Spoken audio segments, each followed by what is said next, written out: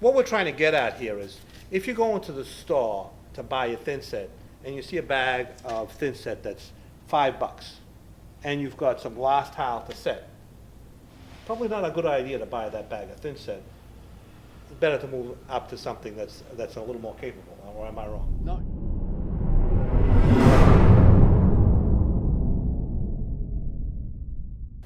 Okay, so we're here at Galleria Stone and Tile in Malden. This is actually my tile supplier, where I'm in here practically 3-4 days a week picking up supplies.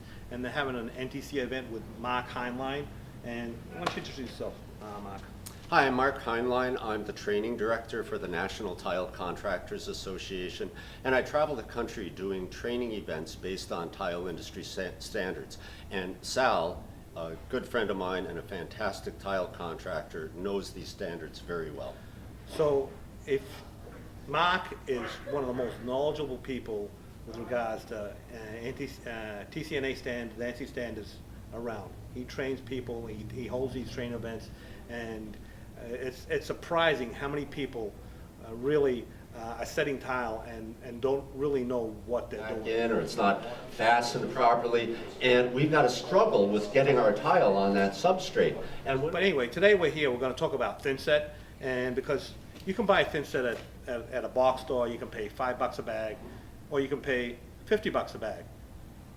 They're completely different thinsets, and so that's what we're going to talk about. It's kind of demystify, the differences between thinsets. Okay, so we're going to talk about the standards, thinset standards, 118 point whatever, and those are actually in the ANSI book here, and this is what determines what a thinset, what the capabilities of thinset are, and what you can use it for. And what are the standards, the main ones that we have in here, Mark? Right, Sal. So in this book we have several standards. We have ANSI A118, which is for installing tile, and then we have ANSI A118, which are our material specifications. So for the thinset, Sal, when we open this up and look at the material specifications, we have several types of what are called dry set mortar. It's not mortar for a wet set application, it's dry set, thin set. Yeah. And what we have, Sal, are several types of dry set mortar. We're all familiar with unmodified mortar, right? Yes. And that would be an ANSI A118.1 mortar. So what unmodified means is there's no polymers, no latex in the mortar. It's just basically sand and cement and some other stuff in there, but no polymers. And then modified thin set or dry set mortar was invented. And in our ANSI standard, Sal, that's known right here as a modified dry set, an ANSI A118.4 mortar. And these standards here, as we were saying, will tell you what what kind of tile can be set with that mortar, and the substrate it can be set on. Right, right. When we move down into the standards a little more, we have a couple of different types. We have a more highly modified mortar, Sal, that's called an ANSI A118.11, and that's for exterior glue plywood, or what's known as EGP. Yeah. If you're still setting tile on plywood, you should probably change, but we'll just go over that. We'll just skip over that. There are some mortars that manufacturers will warranty their system to actually set on plywood, but everything has to be done Cross perfectly. all your T's, dot all your I's. We move on to the ANSI A118.15 mortar, Sal, which is the improved modified dry set cement mortar. Okay, that's the kind of stuff you'd use for like glass tile and like very dense tiles? So all of these mortars that I've talked about have different polymers and different chemistry in them.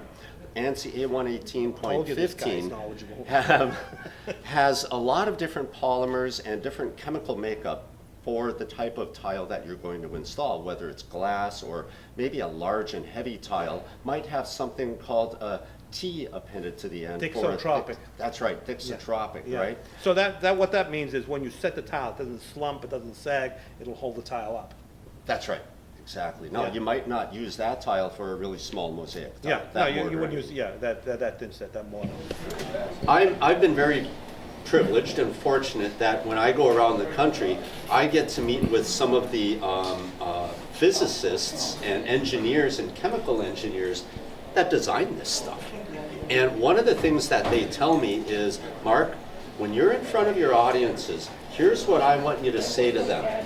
Tell them about the chemistry in the bag. It's not just sand and dirt and whatever, Portland cement in the bag. Sure, there's some of that, but it's chemistry in that bag. And here's what I want you to tell them. Tell them to read and follow my instructions. Not my instructions, that chemical engineer's instructions that design this stuff. So what we're trying to get at here is, if you go into the store to buy a Thinset, and you see a bag of Thinset that's $5, and you've got some glass tile to set, probably not a good idea to buy that bag of Thinset. It's better to move up to something that's a little more capable, or am I wrong? No, you're absolutely right. You want to pick the right setting material, the right bond coat for your job.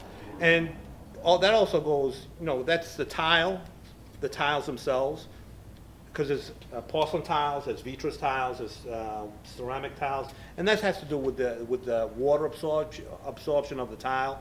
And one Thinset that is fine for, say, a ceramic tile might not be appropriate for like a glass or a porcelain tile, or am I wrong? No, you're absolutely right, Sal. So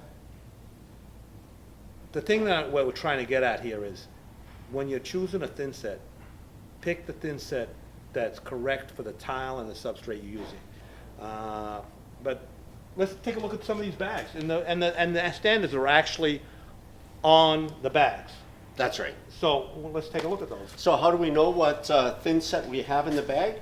Well, we understand our industry standards, and we can look right on the bag of the mortar, Sal. Yeah, can you take a close up here?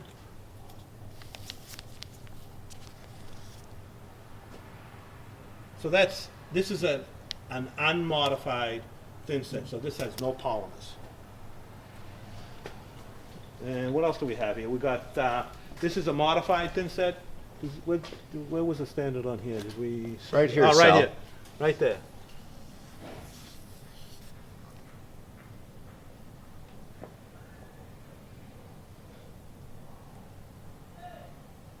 And we got, so this is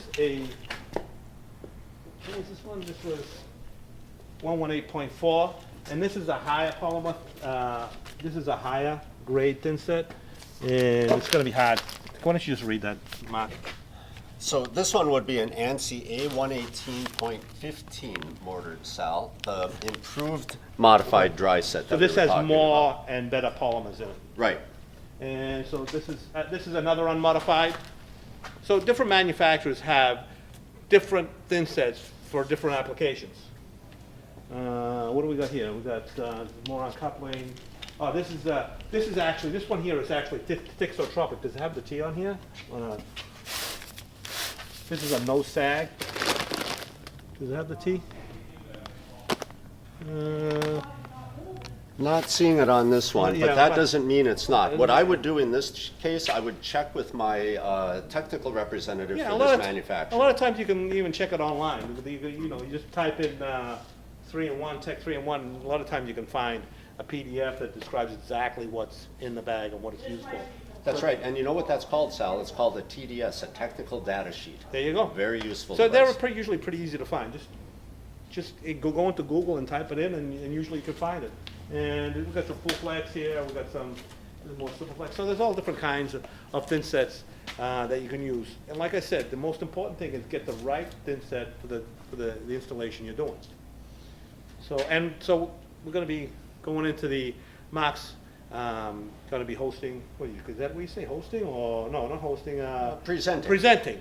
Presenting TCA Workshop. NTCA Workshop. I'm a member, and Mark is a trainer, and so we're gonna go. I think we're expecting like 50 people. If you're an installer, if you're in the trade, you should attend one of these if you can. You're gonna learn something for sure. I do every time, and people like Mark here, they absolutely have information that you need. Thank you very much, Sal. Thanks, Mark. Looking forward to it. Always my pleasure.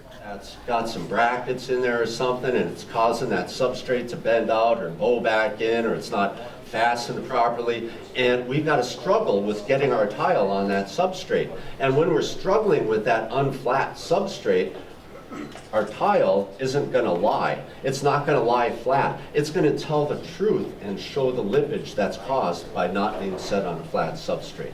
Right? So we got to know what all these things are and what all the properties are.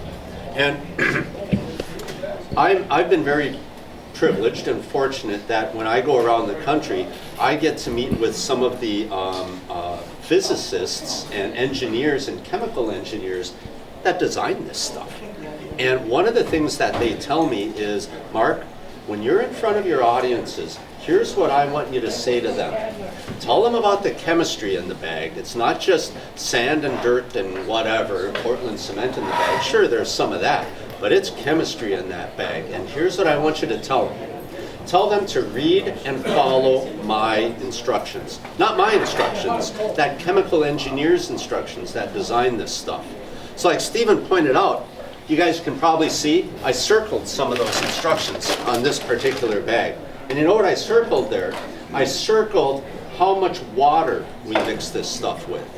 I circled how fast we mix this, how long we mix it, how much powder we put in the bucket as we're mixing it. For this particular mortar, you put in 2/3 of a bag to all the water, mix it up, then add the last third of the bag. That's written right there, what I have circled. Then we let it slake. Everybody's heard of slake, right? Slake is when we let it rest.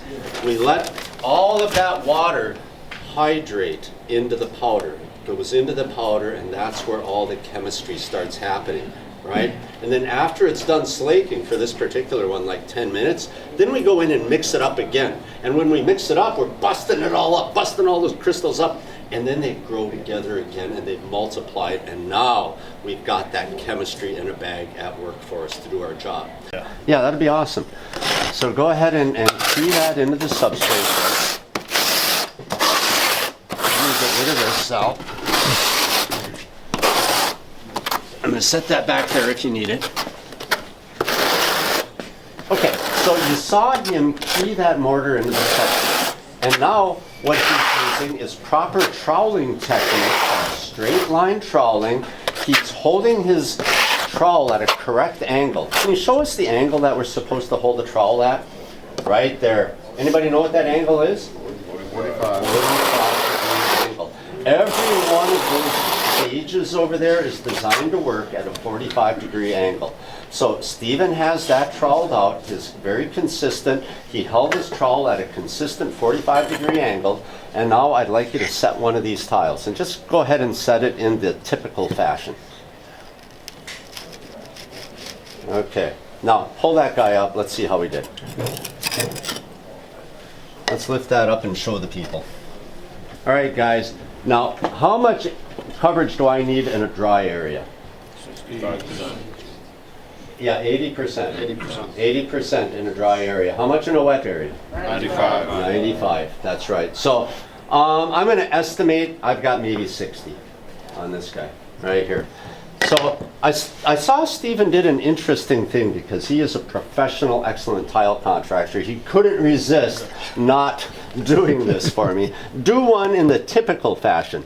Okay, he didn't shift it side to side this time, okay? Pull that one up, let's see how we did. Okay, and this helps me illustrate for you guys. Sal, do you want to see what that looks like? Okay, on this one over here, this one that he didn't shift side to side, here's the one that he did shift side to side. Still not enough coverage over here, but look at the difference. Just that little action made in doing that, okay? So 80%, let's pretend this is a dry area. Stephen, we don't have enough coverage. Why did I pick that trowel? I don't know what you were thinking. What would you do? Upsize the trowel, right? So let's grab that guy right there. 1/4 by 1/4 square notch trowel. We're going to get some mortar down and we're going to try to set a couple more of these.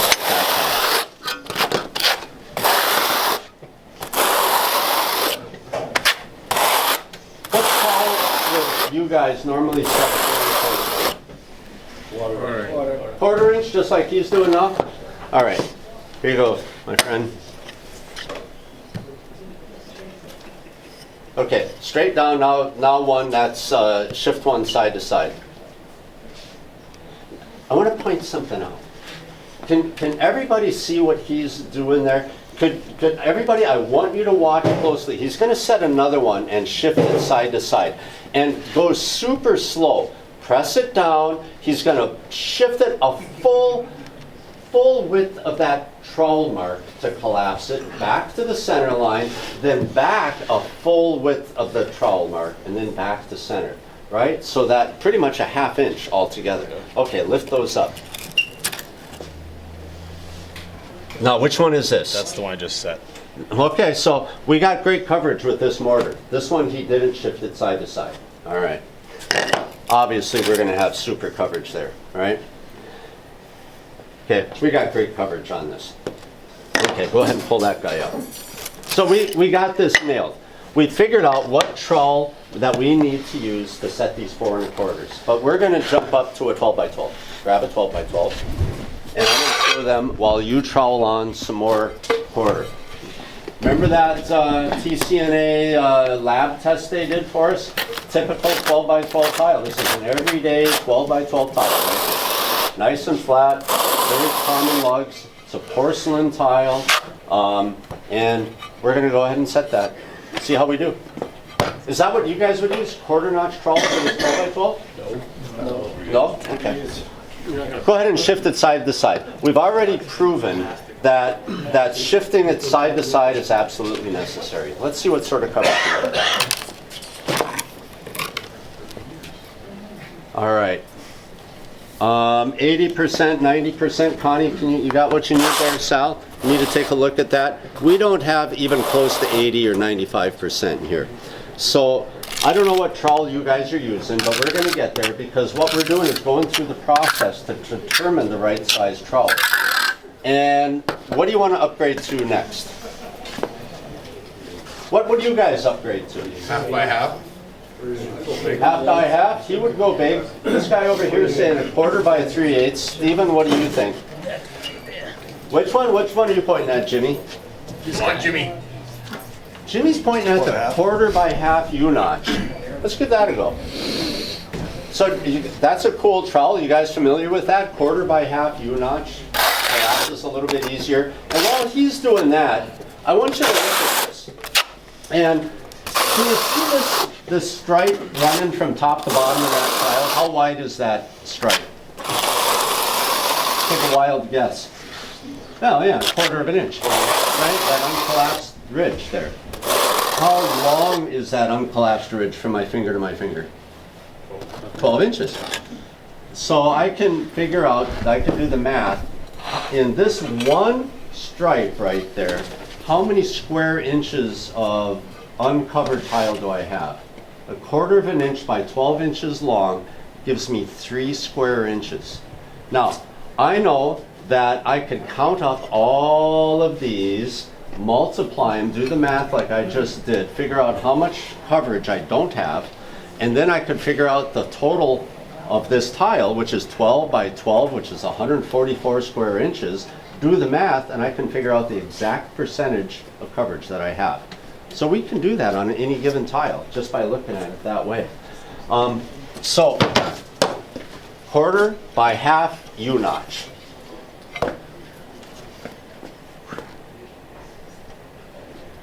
See him collapse the ridges? Let's take a look. Okay, so here's what we got going. Who's got the next solution? Euro trowel. Euro trowel? I heard somebody say 1/2 by 1/2. 1/2 by 1/2. This guy wants 1/2 by 1/2. I want 1/2 by 1/2. I like him. I want to go 1/2 by 1/2. No, I like you Doing too, it for Jimmy. 30 years.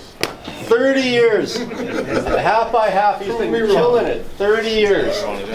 Yeah. Oh, we're going to big one. 1/2 by 1/2. 1/2 by 1/2. Yeah, I got a small one. I wanted to bring out this one to prove a point. When I'm setting tile, I kind of don't mess around with the small tiles too much anymore.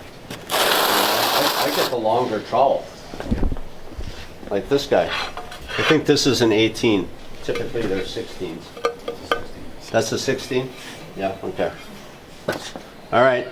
We got. So now, as he's doing this, remember, okay, that quarter by quarter, he had to slide it a quarter of an inch back to the center, then a quarter of an inch. Now he's got to slide it a half of an inch back to the center, and a half an inch, and back to the center.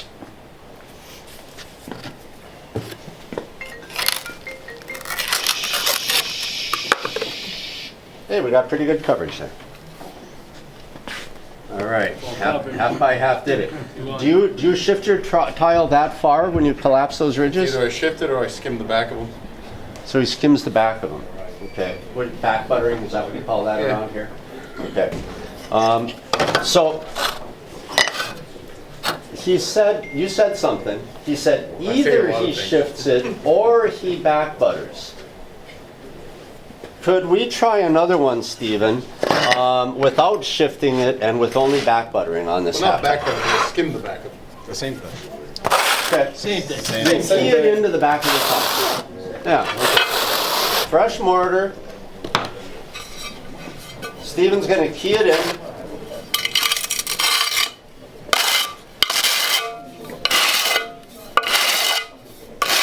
I'll go back to my trowel and then back butter. Ah, Jimmy. This is Go back to mine. Now, put it on, but we're not shifting it side to side. Just pressing it in. Bingo, right there. And now pull this guy up.